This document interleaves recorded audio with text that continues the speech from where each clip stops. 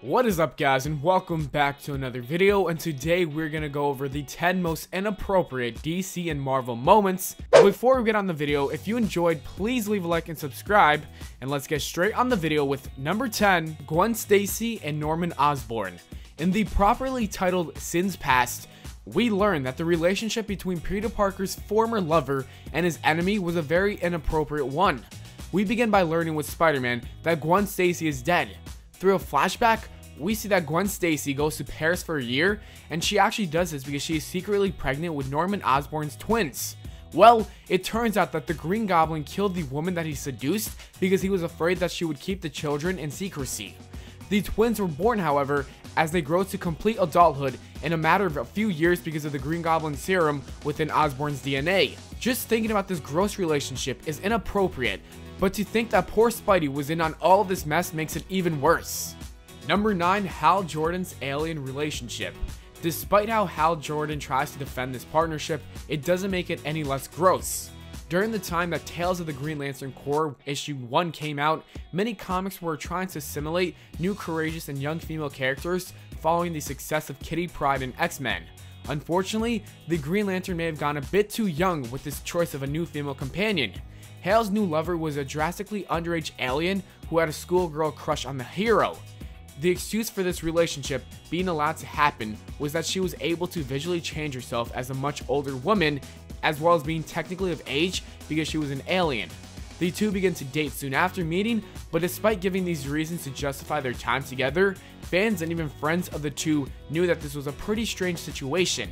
Having one of the most well-known superheroes of all time date such a young woman definitely made readers feel uncomfortable, regardless of the strange explanations we got.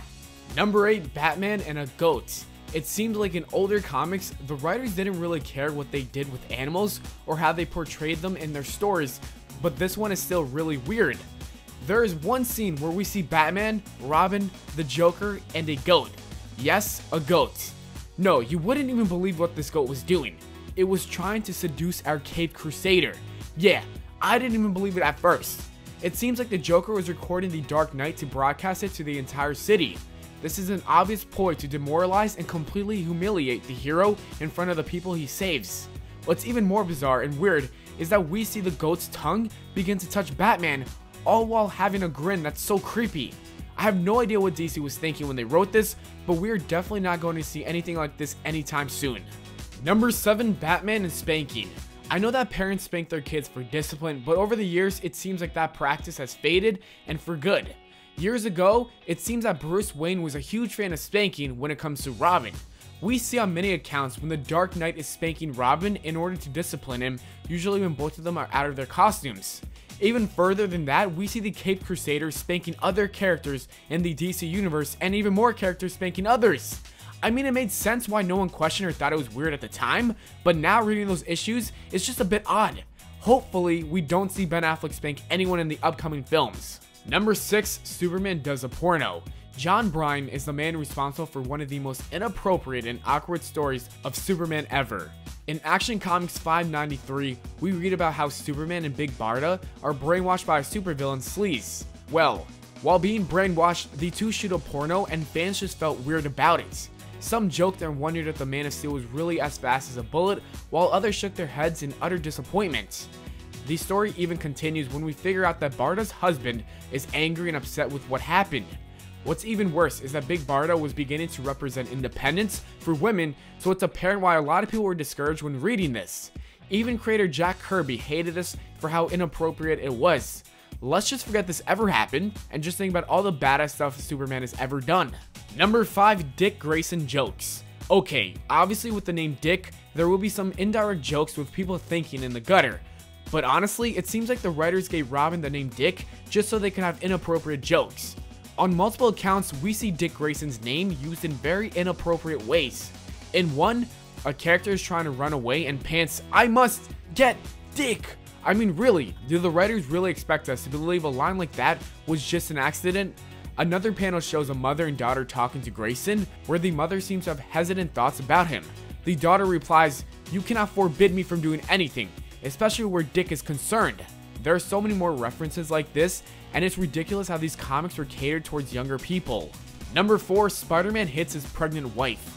Spider-Man is renowned for being one of the most kid-friendly and relatable characters for young readers. As we see in the Spectacular Spider-Man issue number 226 though, it isn't always carefree, whimsical fun for our web-slinging buddy. After confronting his evil clone Ben Reilly and beating him in combat, things start to get a bit more severe. Spidey continues to hammer on Ben, much to Mary Jane's dismay. She tries to intervene, but in blind rage, Peter lashes out on her as well. He seems to hit her with the backhand, which launches his lover. While readers can only assume that this was because of raw anger he felt in the moment, you can't help but reject the hero for hitting his pregnant wife. Despite all the good that Spider-Man has done in the world before, having such a kid-related hero commit such an awful act was a wild move for Marvel to make. Number 3, future segregation. Creators for comic books get quite a bit of artistic liberty for their work, but sometimes we have to wonder if they actually have a bit too much. In these Superboy series, even some people on the writing team started to think it was strange that there were no minorities in the series. After taking this up on the editor, the team was still not allowed to introduce new black characters. It turns out the reason for all this was that the editor had some weird plans for the future of the series. Apparently, the idea was that all the black people on the planet were living on a single island together, segregated from the rest of the world. That's right, segregation isn't the past, it's the future. This didn't only seem strange for audiences, even people working with the editor thought it was a bad idea.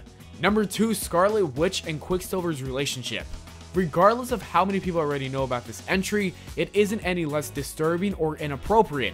In the MCU, we don't get any taste of this, and for good reasons. In the comics, we see times where the twins build a romantic relationship and they don't even try to keep it a secret.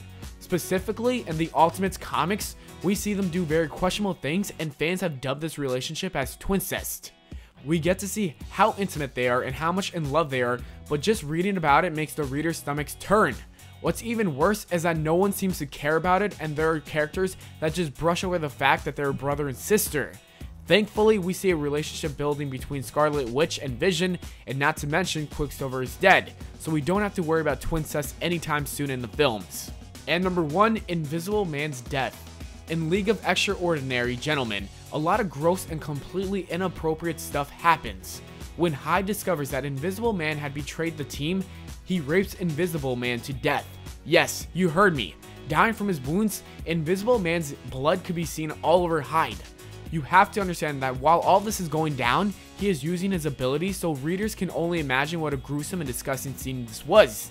Thankfully, what we did read and see was not too graphic, as most of the gore and details were implied. There was actually a movie of this entire story, but this specific scene was not included in the feature film for good reasons. There has been speculation that it will be rebooted for TV, so we will only wait and see if that's true. And that is it for the video, guys. As always, thanks for watching. I hope you all enjoyed. If you did, don't forget to leave a like and subscribe for more. Make sure to follow me on Twitter @Valenplana, and I'll see you all later.